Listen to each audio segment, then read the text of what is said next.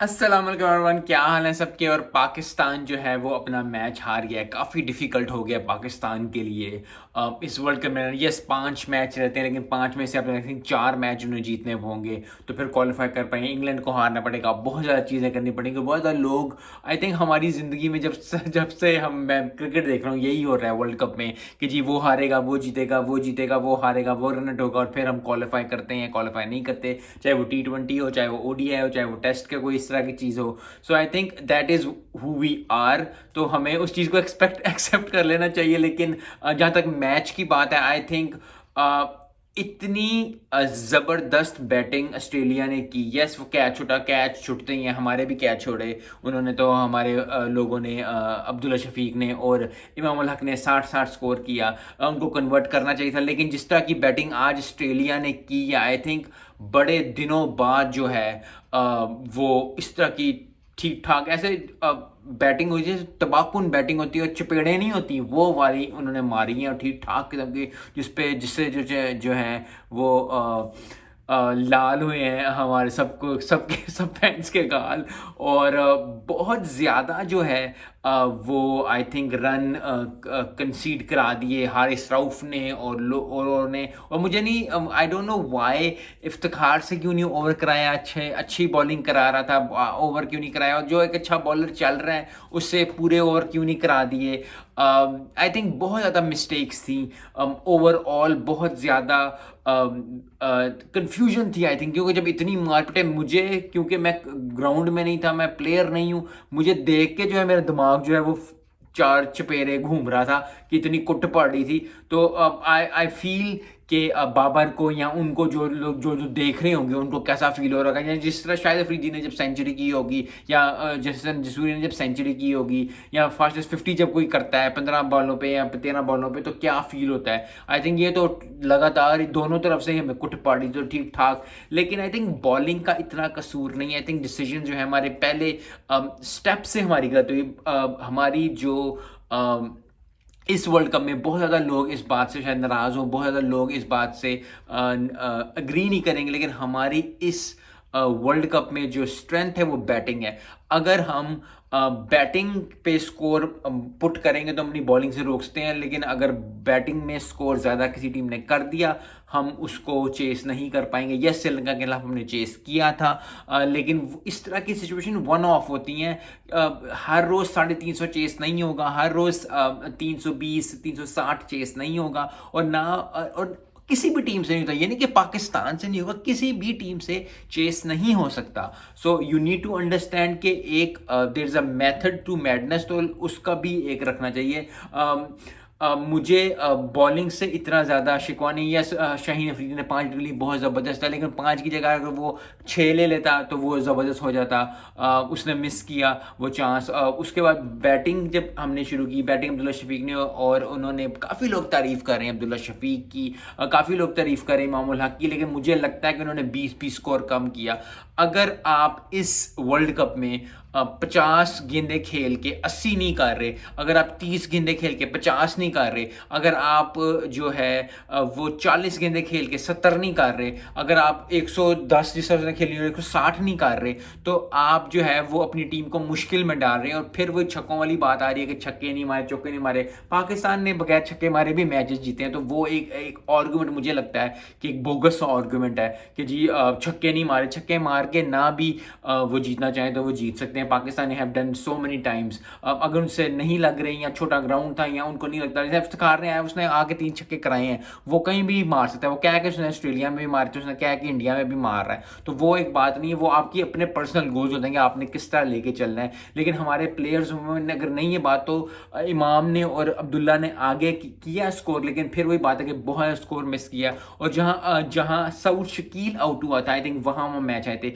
30 पे 30 किया, यस उसका अच्छा लग रहा है 30 पे 30, लेकिन अगर उसको 30 पे उधर 60 करना चाहिए था, 50 करना चाहिए था। वो जो 20 स्कोर का डिफरेंस उधर डला है, उसके बाद जो है वो डला है। और बहुत ज़्यादा लोग जो हैं वो समा मीर पे कह रहे हैं कि उसने बैटिंग अच्छी नहीं की, उससे नवाज से बैटिंग एक्सपेक्ट कर रहे हैं। पहली बात कि नवाज जो है वो PSL में T20 में ऑलराउंडर हो सकता है, ODI में वो ऑलराउंडर नहीं है। तो प्लीज़ ये कॉन्सेप्ट जो है वो दिमाग में घुसा लें, क्योंकि हमें अपने रोल ही नहीं पता कि क्या क्या करना है, क्यों। और हम आई थिंक सुपरफिशियल चीज़ होने की कोशिश करते हैं कि जी मोहम्मद नवाज बैटिंग भी कर लेगा, बॉलिंग भी करेगा, फील्डिंग भी कर लेगा, ये भी कर लेगा, वो भी कर लेगा, खाना भी बना लेगा, वो घर आके मुझे ऊबर भी कर लेगा। अमेरिका में मेरा तो ऊबर पाकिस्तान में बहुत ज़्यादा अब है, तो ऊबर कर लेगा, वो प्रेसिडेंट भी बन जाएगा, वो चपड़ासी भी बन जाएगा, वो मेरे लिए डॉक्यूमेंट्स भी प्रिंट ला लेगा, वो कुछ भी कर लेगा। तो हर बंदा हर चीज़ नहीं कर सकता। आपको पता होना चाहिए नवाज से आप डिफाइन करें कि नवाज ने करना क्या। अगर उसने बैटिंग करनी तो उसको ऊपर भेजें, उसको इतना नीचे मत भेजें, ठीक है, पहली बात। दूसरी बात, अगर उसने बॉलिंग करनी तो उसको कुट पाड़ी पढ़ने से फिर 10 ओवर पूरे कराएं उससे, ना उससे 10 ओवर कराएं। इफ्तिखार ने इतनी अच्छी बॉलिंग की है, और फिर वही होता है कि मोमेंट में बहुत ज़्यादा चीज़ें चल रही होती हैं, लेकिन इफ्तिखार ने अगर अच्छी बॉलिंग नहीं की, अगर ज़बरदस्त बॉलिंग नहीं करता तो वो नहीं करता। उसने बॉलिंग भी अच्छी की, उसने बैटिंग में भी 3 छक्के आके मारे। फिर वही है कि मुझे एक स्टैट नजर आया था कि 22वें ओवर में से पहला छक्का लगा। अब 22वें ओवर में अगर पहला छक्का लगेगा, आप 350 चेस करने जा रहे हो, तो अगर मैं कमेंटेटर हूँगा या मैं जो हूँगा वो एक चीज़ मेंशन करेगा कि यार बाउंड्रीज तो लग रही, ठीक है, छक्के की कोई इतनी बात नहीं होती, लेकिन फिर वही बात है कि आपको कॉन्स्टेंटली ये करना पड़ेगा। तो आई थिंक जो मिस ट्रेन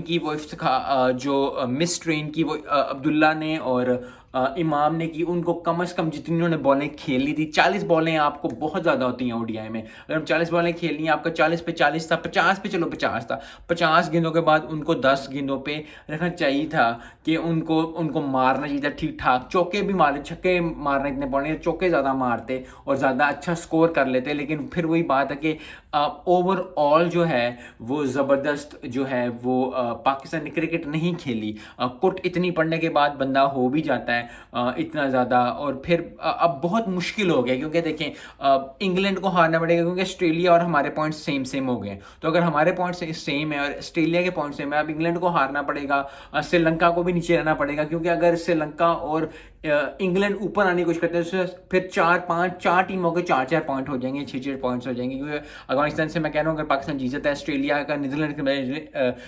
नीदरलैंड से भी जीतता है, तो 6 उधर के हो गए, 6 हो गए, इंग्लैंड एक और मैच जीता उसके भी 6 हो जाएंगे, तो फिर बहुत टफ कंपटीशन हो जाएगा। सो आई थिंक अब बहुत ज़्यादा टीम्स को जो हारना पड़ेगा सिर्फ हमें क्वालिफाई कराने के लिए, फिर दुआ ही है इस चीज़ के लिए। लेकिन पाकिस्तान को अच्छा खेल करना पड़ेगा। आई नो हमेशा से ये देखा जाता है, चाहे T20 2019 का हो, चाहे लास्ट T20 हो, जब भी इंडिया पाकिस्तान से हारती है, पाकिस्तान इंडिया से हारती है, तो अगले 1-2 मैच उनको लगते हैं। लेकिन अब हमारे पास बिल्कुल चांस नहीं है। मैंने पहले भी वीडियो में कहा था कि डू एंड डाई सिचुएशन है, तो डू एंड डाई सिचुएशन में आज भी हमने अच्छा परफॉर्म नहीं किया। रन रेट फिर भी है कि अगर 4 ओवर रह गए थे, आपको 4 ओवर खेलने चाहिए थे। आई डोंट नो क्यों उनको नहीं बताया गया।